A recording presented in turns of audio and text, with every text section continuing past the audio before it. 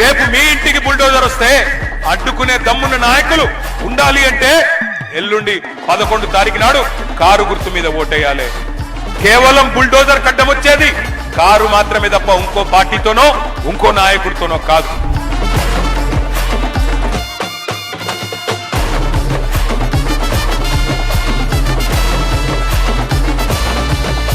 KCR kit వస్తుందా, బంద్ అయిందా? రంజాన్ తోఫా వస్తుందా? బతుకమ్మ చీరలు వస్తున్నాయా? క్రిస్మస్ గిఫ్ట్ వస్తుందా? దళిత బంధు వస్తుందా? మైనారిటీ బంధు వస్తుందా? ఇవాళ రైతు బంధు వస్తుందా? మరి ఇన్ని బంధు పెట్టి ఏం చేస్తావు రేవంత్ రెడ్డి అని అడుగుతున్నా నేను.